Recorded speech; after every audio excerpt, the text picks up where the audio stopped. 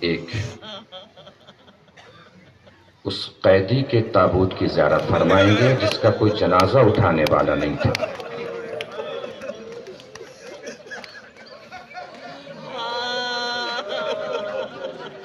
رسول کے چچا کا جنازہ آپ اپنے کاندھوں پہ اٹھائیں گے. اس چچا لفظ میں اور اس رشتے میں بڑی کیفیت ہے. وفاداری کے سارے اجتماعات انہی رشتوں کے زیر سایہ ہوئے ہیں، چاہے مکہ ہو چاہے کربلا ہو.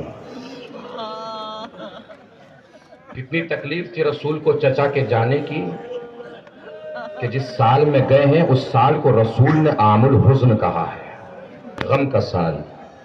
علی سے کہا انتظام کرو غسل و کفن کا. غسل و کفن دیا گیا، جنازہ اٹھا، قبر میں لٹایا گیا اور عام الحزن رسول نے قرار دیا. اور جاتے جاتے رسول نے فرمایا کہ چچا آپ کی وجہ سے مکے کے کفار مجھ سے ڈرتے تھے، آپ کی وجہ سے ڈرتے تھے. اب آپ نہیں ہوں گے تو مجھے کون سنبھالے گا، میری حفاظت کون کرے گا. مگر بڑے خوش نصیب ہیں حضور، بڑے خوش نصیب ہے رسول کہ چچا کا جنازہ اٹھایا بھی.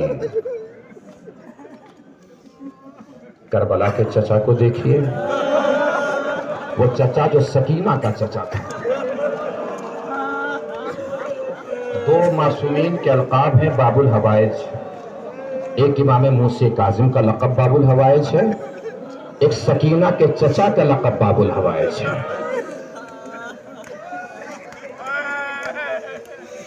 جس جس کی جو بھی حاجتیں ہیں جھولی پھیلا دیجئے، مانگ لیجئے. آپ کے مانگنے میں دیر ہو سکتی ہے، ان کے عطا کرنے میں دیری نہیں ہو سکتی. آنکھوں میں آنسو ہے تو مانگ لیجئے.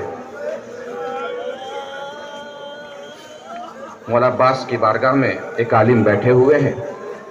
وہ دیکھتے ہیں کہ ایک جوان آیا مولا عباس کی بارگاہ میں، اپنے کاندھے پہ اپنی ماں کو اٹھا کے لایا ہے، ضعیف ماں کو.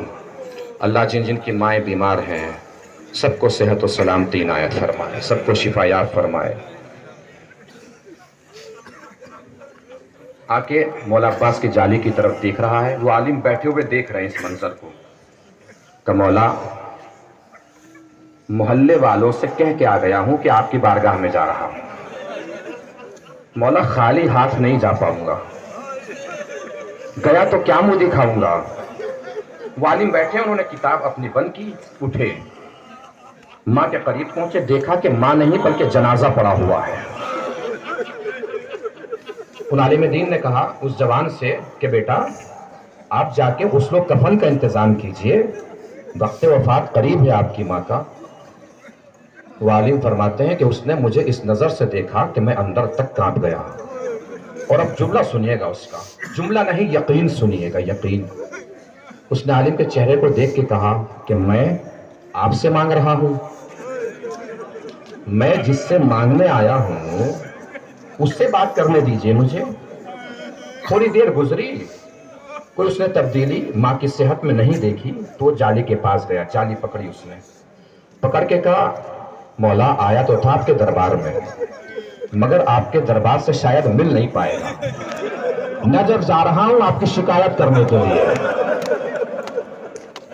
عالم دین کہتے ہیں کہ وہ وہاں سے نکلا، 25-30 منٹ گزری تھی کہ پلٹ کے واپس آیا اور اپنے ماں کو گلے سے لگایا.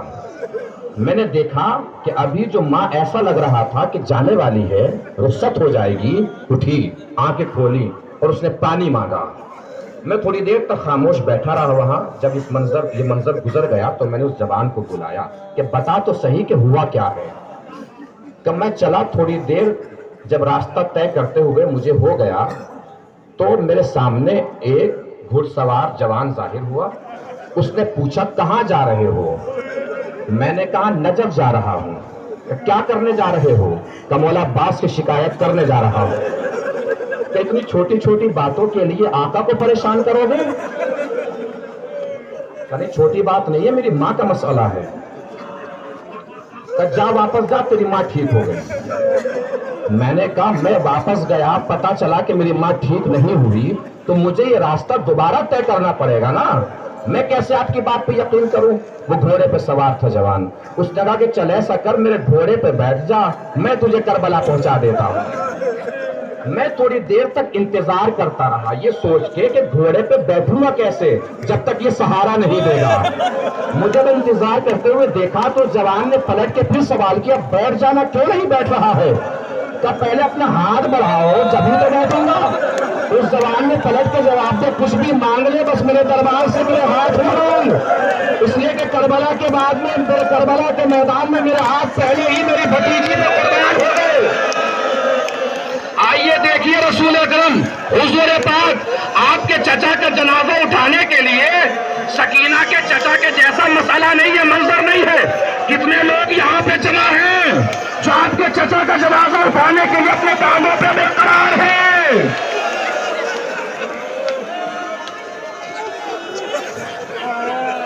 یہ رسول کے چچا کا جنازہ ہے۔ ایک وہ چچا تھا کربلا میں جو سکینہ کا چچا تھا۔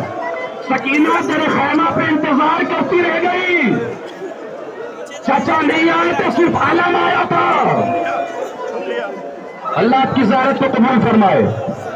اب لیجیے عزیزانو، جہاں بھی ہے، جس جگہ بھی ہے، جس جگہ کھڑے ہیں، سن لیجیے 2-3 منٹ کے مسائل تاکہ آپ اس کے تابوت کی زیارت کر سکیں جس کا تابوت زندان سے مزدوروں کے کاندھوں پہ نکلا ہے۔ روئیے جتنا رونا ہے، آوازیں نہیں رکنی چاہیے۔ یہ سوچ کے روئیے کہ پسلیاں پکڑے ہوئے وہ ماں بھی یہی کہیں ہوگی۔ بہار الانوار میں مسیب سے روایت نقل ہے اور جلال العیون میں علی ابن عیسیٰ سے روایت نقل ہے۔ بس متوجہ ہو جائیے گا مسائب کی طرف، روتے رہیے گا جب تک تابوت کی زیارت نہ کر لیں۔ آنکھوں کا وضو بھی تو کرنا ہے نا، مولا کے تابوت کی زیارت فرمانی ہے۔ مسیب آئے ہیں یا علی ابن عیسیٰ آئے ہیں مولا سے ملنے کے لیے؟ بہت طاقت لگا کے، بہت کوشش کر کے مولا نے فرمایا، علی ابن عیسیٰ میں بہت جلدی تم سے رخصت ہونے والا ہوں، اور علی ابن عیسیٰ مجھے 23 تاریخ میں زہر دیا جائے گا۔ زہر دیا جائے گا تو میری شہادت واقع نہیں ہوگی، بلکہ 3 حالتیں جب میرے بدن پہ گزر جائیں گی تب میری شہادت واقع ہوگی۔ کہ مولا کیا کیا حالتیں؟ کہ پہلے میرے بدن کا رنگ سبز ہوگا، پھر زرد ہوگا، پھر سرخ ہوگا۔ بس تینوں حالتیں سن لیجئے، مسائل تمام ہو جائیں گے، پھر مولا کی تابوت کی زیارت فرمائیں گے آپ۔ معلوم ہے جو تفصیل بیان کی گئی ہے، سبز کی، زرد کی، سرخ کی، وہ کیا ہے؟ سندھی ابن شاہق نے زہر دیا، زہر دیا تو بدن سبز ہو گیا زہر کے اثر کی وجہ سے، لیکن امام کی شہادت واقع نہ ہوئی۔ جب سندھی ابن شاہق نے دیکھا ظالم ملعون نے کہ ابھی امام رخصت نہیں ہوئے ہیں، تو دوسرے دن وہ قالین لے کے آیا، اس میں آپ کے اور ہمارے ساتھ امام کو لپیٹا۔ اب جو زیادتیاں کی گئی ہیں امام کے اوپر، تو امام کے بدن کی ہڈیاں ٹوٹ گئی تھی۔ ہڈیاں ٹوٹنے کی وجہ سے بدن میں سوجن آئی، سوجن آنے کی وجہ سے بدن زرد ہو گیا۔ اب بھی امام کی شہادت واقع نہیں ہوئی۔ آخری جملہ زیارت کیجیے گا تابوت امام کی۔ معلوم ہے بدن سرخ کیسے ہوا؟ تیسرا دن جب امام کی شہادت واقع نہیں ہوئی تو سندھی ابن شاہق کیلے لگا ہوا، میخے گڑا ہوا ایک تختہ لے کر آیا، اس پہ نہیں تو لا کر امام کو لٹایا، امام کے بدن کو تختے پہ کھینچا گیا، تازیانے مارنے شروع کیے گئے، لہو لعان امام کا بدن، امام دنیا سے رخصت ہو گئے۔ عزاداروں دیکھا ہے کسی غریب سے غریب کا جنازہ مزدوروں کے کاندھے پہ اٹھا ہے، ہائے ہمارا امام، مزدوروں کے کاندھے پہ جنازہ اٹھا۔ آئیے جنازے کو کاندھا دیجئے، یہ سوچ کے دیجئے جس کا کاندھا